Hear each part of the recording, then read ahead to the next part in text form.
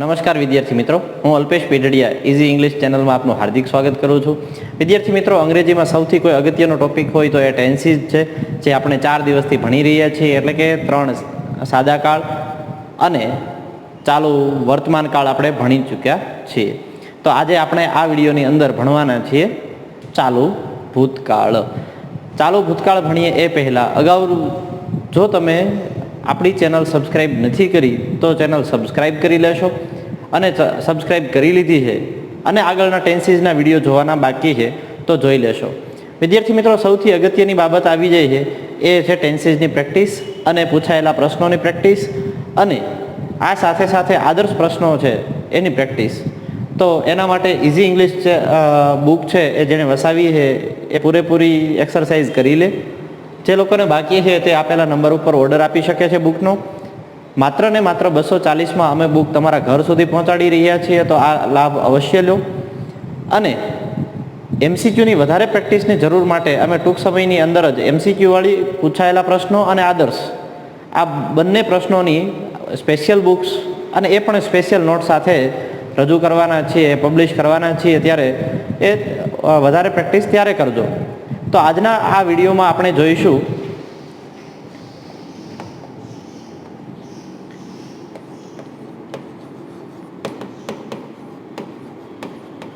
Continuous past tense, એટલે કે ચાલુ ભૂતકાળ. હવે વિદ્યાર્થી મિત્રો, આપણે ચાલુ વર્તમાન કાળ જોઈ લીધો.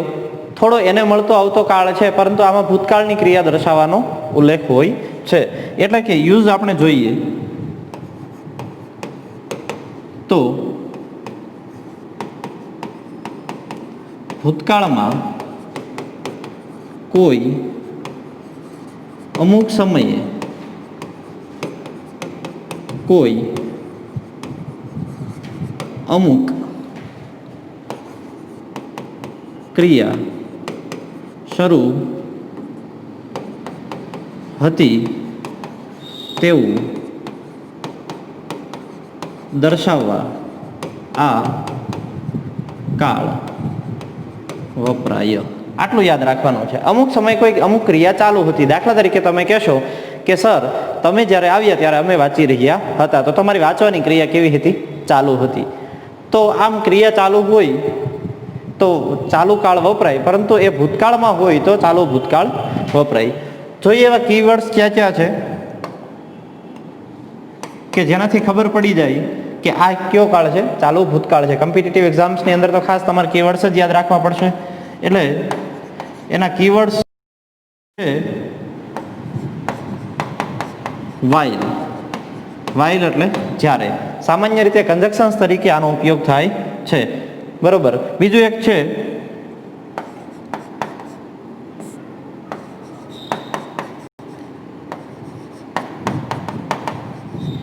એટ ધેટ ટાઈમ, તે સમયે. ચાલુ વર્તમાન કાળની અંદર મેં અહીં તમને ભણાવ્યું હતું એટ ધીસ ટાઈમ. અહીં શું આવશે? At that time. તો અહીં તમારે ખાસ યાદ રાખવું પડશે, એટ ધેટ ટાઈમ છે એ ચાલુ વર્તમાન કાળમાં નથી આવતો, ચાલુ ભૂતકાળમાં આવે છે. એટ ધેટ મોમેન્ટ, તે ક્ષણે. અને નાવનું થઈ જાય ધેન. ધેન એટલે શું થશે? ત્યારે. કોઈ એક ક્રિયા થઈ તે સમયે, તો નાવનું ભૂતકાળ શું થાય? ધેન. એટ ધીસ ટાઈમનું ભૂતકાળ શું થાય? At that time. આ કીવર્ડ્સ તમને ડાયરેક્ટ ઇનડાયરેક્ટમાં પણ કામમાં આવનાર છે. આગળના જો વિડીયો જોવાના બાકી છે તો તમે જોઈ લેશો ટેન્સીસના, જેથી કરીને તમને હજુ ભણવાની મજા આવશે. તો યાદ રાખજો, યુઝ શું છે? તો કે ભૂતકાળમાં કોઈ ક્રિયા ચાલુ હતી તેવું દર્શાવવા માટે કીવર્ડ્સ છે એ અહીં આપેલા જ છે. હવે જોઈએ સ્ટ્રક્ચર.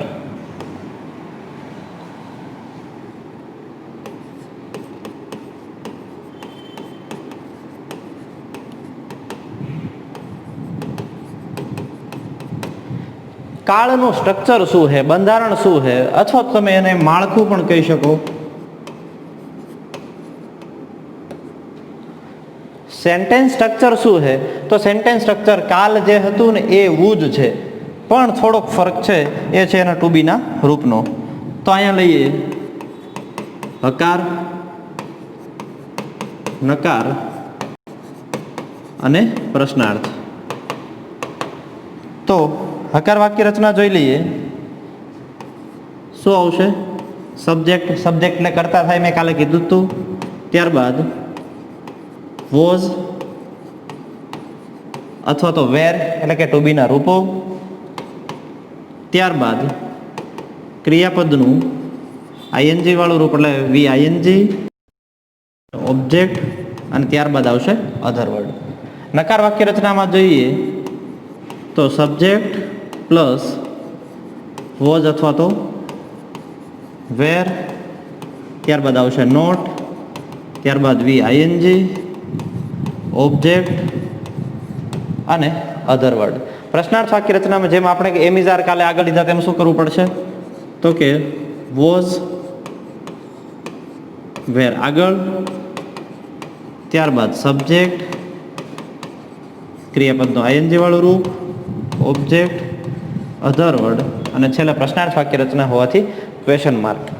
કાલની જેમ તમને શોર્ટમાં કરાવી દઉં તો શોર્ટ એ છે કે અહીંયા શું યાદ રાખવાનું છે?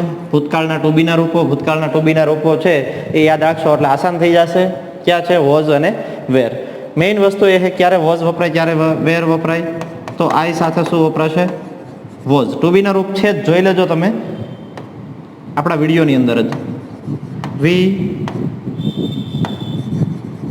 યુ, ધે અને બહુવચન સાથે વપરાશે વેર, હી, શી, ઇટ અને એક વચન નામ હોય તો આની સાથે વપરાશે વોઝ. બસ આટલું જ સ્ટ્રક્ચર તમારે યાદ રાખવાનું છે. અહીંયા મેં આપી તો દીધું જ છે, પરંતુ ટુ બીના રૂપ તમારે એક વખત તોય જોઈ લેવા જરૂરી છે. એનો ઉપયોગ સ્પેશિયલ શું થાય અને ટેન્સીસની અંદર શું થાય, તો આટલું તમારે યાદ રાખવું પડશે. હવે આ સ્ટ્રક્ચર જોયા પછી આપણે એને સેન્ટેન્સની અંદર ફેરવીએ તો આપણે હકાર વાક્ય રચના તરફ આગળ વધશું, જેને આપણે શું કહીશું? પોઝિટિવ. એટલે કેવી વાક્ય રચના? હકાર. સ્ટ્રક્ચર હમણાં જ આપણે લખ્યું હતું. શું હતું? સબ્જેક્ટ વોઝ અથવા તો were, V ING, object, other word. Subject was were ING, object અને અધર વર્ડ. તો અહીં તમારે યાદ રાખવું પડશે આઈએનજીના નિયમો. તો આઈએનજીના નિયમો મેં તમને ચાલુ વર્તમાન કાળની અંદર ભણાવી દીધા છે. તો તમારે શું કરવું પડશે? ચાલુ વર્તમાન કાળની અંદર આપેલા આઈએનજીના નિયમો તમારે જોઈ લેવા પડશે. એટલે કે ચાલુ વર્તમાન કાળ જોવાનો બાકી હોય તો આ વિડીયો ભલે ડ્રોપ થઈ જાય, ચાલુ વર્તમાન કાળનો પહેલા વિડીયો જોઈ લો, ત્યારબાદ ચાલુ ભૂતકાળનો જોજો અને આવતીકાલનો ચાલુ ભવિષ્યકાળનો વિડીયો છે એ પણ એમાં આઈએનજીના નિયમો આવશે. એટલે આ ત્રણ વસ્તુ યાદ રાખવી પડશે. સો ચાલીએ આગળ. તો અહીંયા મેઇન વસ્તુ શું છે?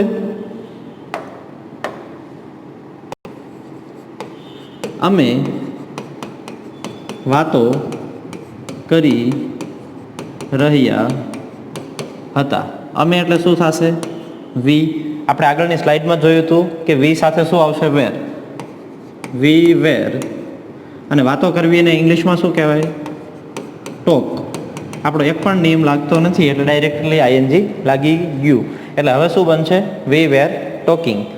હવે આપણે એવું કેવું છે કે તમે ગઈકાલે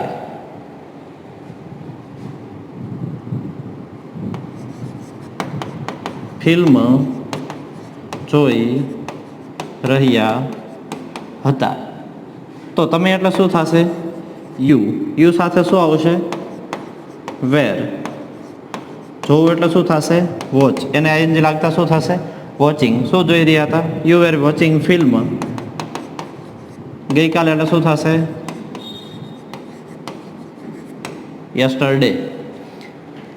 મુખ્ય બાબત કે યસ્ટરડે સાદા ભૂતકાળમાં પણ જોવા મળે, ચાલુ ભૂતકાળમાં પણ જોવા મળે. તો ઘણી વખત તમારે એમસીક્યુમાં 4 ઓપ્શન છે ને એ જોવું પડે. હા, અહીં આમ આપ્યું હોય કે એટ ધીસ ટાઈમ, યસ્ટરડે એટલે ગઈકાલે આવા સમયે, સોરી એટ ધેટ ટાઈમ, તે સમયે ફિલ્મ જોઈ રહ્યા હતા. તો એટ ધેટ ટાઈમ શું સૂચવે છે? આપણે હમણાં જોયું કે એ ચાલુ ભૂતકાળ સૂચવે છે. તો કીવર્ડ્સ છે એ મહત્વની ભૂમિકા ભજવતો હોય છે. તો હવે અહીં મુખ્ય બાબત ઉપર પાછા હતા ત્યાં જતા રહીએ. આ શબ્દ હોય કે ના હોય એનાથી કશો ફરક પડતો નથી.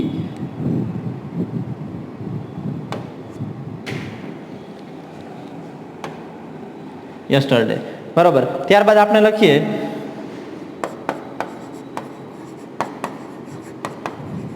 વિદ્યાર્થીઓ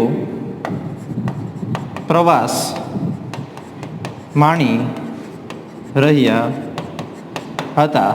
તો એ શું થઈ જશે?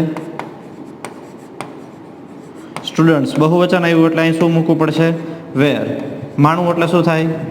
એન્જોય, આઈએનજી વાળું રૂપ. એન્જોઈંગ શું? The tour. હવે આટલું સરળ સ્ટ્રક્ચર છે એ આ કાળનું છે. પરંતુ હમણાં તમે કીધું કે વાઇલ કન્જક્શન્સ તરીકે ઉપયોગ થાય, એટલે કે અહીંયા કીવર્ડ્સ છે એ વાઇલ છે એ ઘણી વખત ચાલુ કાળની અંદર વાપરી શકાય. તો સર એ કેવી રીતે? તો એનો જવાબ છે હું તમને આપી દઉં. આ ત્રણે ત્રણ તમને સમજાઈ ગયા જ હશે. તો હવે જોઈએ કે ચાલુ ભૂતકાળ સાથે છે ને, આ સ્ટ્રક્ચર એક માટે થઈને એક સેન્ટેન્સ રાખું. ચાલુ ભૂતકાળ સાથે છે ને સાદો ભૂતકાળ ઘણી વખત જોડાયેલો જોવા મળે. તો ત્યારે શું કરવું? તો તમે સાદા ભૂતકાળનો વિડીયો તો જોઈ જ લીધો હશે, જોવાનો બાકી છે તો જોઈ લો.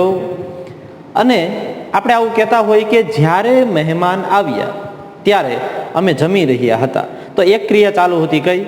આપણા જમવાની. અને બીજી ક્રિયા એ સમયે થઈ, અથવા તો બીજી ક્રિયા થઈ કે પહેલી ક્રિયા થઈ ત્યારે બીજી ક્રિયા ચાલુ હતી. તો એક ચાલુ અને એક સાદો. આ બંનેમાં એક મેઇન વસ્તુ સમજવાની છે કે વાઇલ પછીનું વાક્ય છે ને, કોમ્પિટિટિવ એક્ઝામમાં આટલી બાબત ધ્યાન રાખવી પડે. વાઇલ પછીનું વાક્ય હંમેશા ચાલુ ભૂતકાળનું જ આવે. Don't forget it. આપણે લઈએ જ્યારે મહેમાન આવ્યા ત્યારે અમે ભોજન લઈ રહ્યા હતા. તો અહીં વેનથી બનાવો એની જગ્યાએ આપણે એવું કેવું છે કે જ્યારે અમે ભોજન લઈ રહ્યા હતા ત્યારે મહેમાન આવ્યા, એવું પણ હોઈ શકે. અહીંયા આવું હોય, જોજો ખાસ સમજો. આ વાક્ય એટલા માટે સમજવું પડશે. વેન ગેસ્ટ કેમ, અમે ભોજન લઈ રહ્યા હતા. અહીં જ્યારે ત્યારે કોની સાથે લાગેલો છે? વેન સાથે. તો વેન પછીનું વાક્ય કયા કાળનું જોવા મળ્યું? વેન પછીનું વાક્ય હંમેશા યાદ રાખવું કોણ હોય? સાદો ભૂતકાળ. હવે અહીં જોઈએ છે અમે એટલે વી સાથે શું આવે? વેર. ભોજન લેવું એટલે શું થશે? Taking meal. તો અહીં જુઓ તો સાદા ભૂતકાળ સાથે ચાલુ ભૂતકાળ જોડાયેલો જોવા મળે છે. હવે એની જગ્યાએ વાક્ય છે એ આપણે થોડું ડિફરન્ટ રીતે લખીએ કે જ્યારે અમે ભોજન લઈ રહ્યા હતા ત્યારે મહેમાન આવ્યા. તો અહીં કદાચ તમે મહેમાન આવ્યા પહેલાં લખો તોય કંઈ વાંધો નથી, છેલ્લે લખો તોય કાંઈ વાંધો નહીં. જેમ અહીંયા વેન લીધો એમ અહીં શું લીધું? વાઇલ. વાઇલ પછીનું વાક્ય છે એ હંમેશા કોનું હશે? ચાલુ કાળનું જ. મેં હમણાં કીધું એમ. વાઇલ વી વેર ટેકિંગ મીલ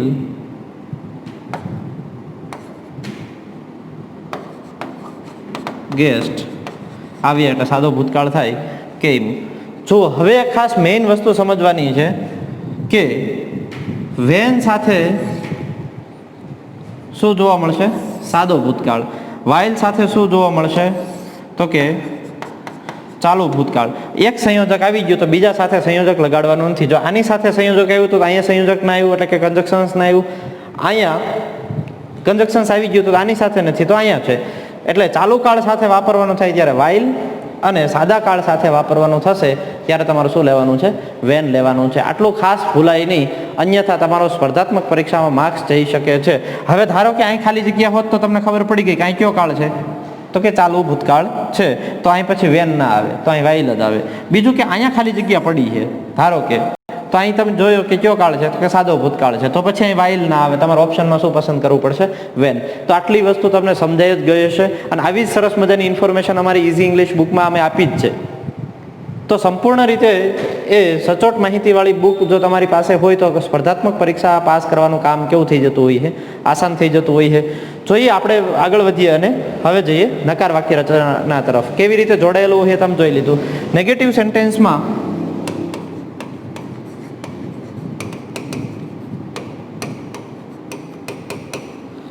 તો કે નેગેટિવની અંદર આપણે એક વસ્તુ કરી લીધી, સબ્જેક્ટ પ્લસ અહીં વોઝ વેરની જગ્યાએ હું ટુ બી વાપરું છું, not VING, object, other word. એનો મતલબ એવો થાય કે તમારે ટુ બીના રૂપ પછી શું વાપરી દેવાનું છે? તો કે નોટ વાપરી દેવાનું છે. આપણે એવું કેવું છે, તેણી પૈસા બચાવી રહી ન હતી. તેણી એટલે શું થશે? શી સાથે શું આવે? વોઝ. નકાર વાક્ય રચના છે. નોટ બચાવવું એટલે શું થાય? સેવ. સેવિંગ પૈસા એટલે શું થશે? મની. તમે કહેશો સર મોટેથી બોલી રહ્યા ન હતા, તો શું થશે? Sir was not speaking loudly. તમારે કેવું છે કે તેઓ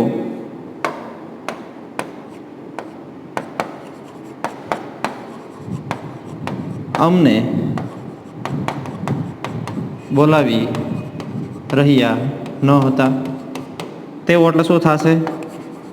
ધેય સાથે શું આવે? વેર નોટ કોલિંગ, અને વીનું કર્મનું રૂપ શું થાય? અસ. તો વિદ્યાર્થી મિત્રો, પ્રશ્નાર્થ વાક્ય રચના તરફ આપણે આગળ વધીએ. નકાર વાક્ય રચના સૌથી સહેલી છે, કારણ કે વોઝ વેર પછી તમારે શું મૂકવાનું છે? નોટ મૂકવાનું છે.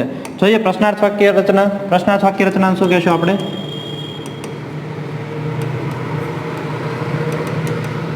ઇન્ટ્રોગેટિવ. ઇન્ટ્રોગેટિવ વાક્ય રચનામાં આપણે શું કરવાનું હતું? તો કે ઇટ્સ વેરી સિમ્પલ. ટુ બી એટલે કે વોઝ વેર ક્યાં લઈ લેવાનો છે? આગળ. ત્યારબાદ તમારે શું મૂકવાનું છે? સબ્જેક્ટ. ત્યારબાદ ક્રિયાપદનું ING વાળું રૂપ, ત્યારબાદ ઓબ્જેક્ટ, ત્યારબાદ અધર વર્ડ, અને લાસ્ટમાં પ્રશ્નાર્થ વાક્ય રચના હોય એટલે શું મૂકવું પડે? પ્રશ્નાર્થ ચિહ્ન મૂકવું પડે. જોઈએ શું પક્ષીઓ આકાશમાં ઉડી રહ્યા હતા? જવાબ છે હા નક્કે નામાં આવે છે એટલે શું કરવાનું છે? વોઝ વેર આગળ. હવે પક્ષીઓ એટલે બર્ડ્સ બહુવચન છે, તો શું કરવું પડશે? Were birds flying in the sky. આપણે કેવું છે? શું રોહન જન્મદિન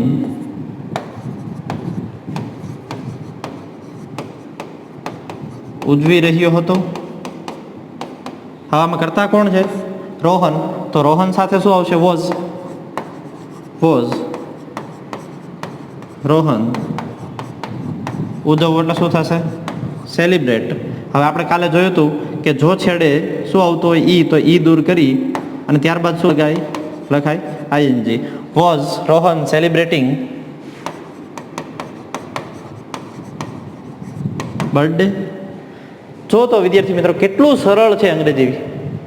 સામાન્ય નિયમ શીખવાની સાથે સાથે તમે આજને આજ જ બોલી શકો એટલું સરળ છે. માત્ર યાદ રાખવાનું છે કે ત્રણેય ચાલુ કાળની અંદર ટુ બી ના રૂપ પ્લસ ક્રિયાપદનું આઈએનજી વાળું રૂપ આવે. કેટલા કીવર્ડ્સ શેમાં છે એ યાદ રાખશો તો સ્પર્ધાત્મક પરીક્ષામાં ખૂબ જ કામમાં આવી જશે. અને આ કીવર્ડ્સ તો અમે આપેલા જ છે, મેં તમને અગાઉ કહી દીધું. મેઇન વસ્તુ એ છે કે તમને ત્રણે ત્રણ કાળ છે એ ચાલુ, ત્રણે ત્રણ સાદા અને ત્રણે ત્રણ પૂર્ણ કાળ પૂરા કરો પછી આપણે ચાલુ પૂર્ણ ભણીએ ત્યારે એ બંને વચ્ચે ફરક શું આવે છે, ચાલુ પૂર્ણ અને ચાલુ કાળ વચ્ચે, એ તો આપણે ત્યારે જ શીખીશું. જો તમને આ વિડીયોની અંદર ક્યાંય ન સમજાણું હોય તો કોમેન્ટ કરજો, અને સમજાણું હોય ને તો બધા જ વિદ્યાર્થી મિત્રો સુધી, તમારા અન્ય સગા સંબંધીઓ સુધી શેર કરજો.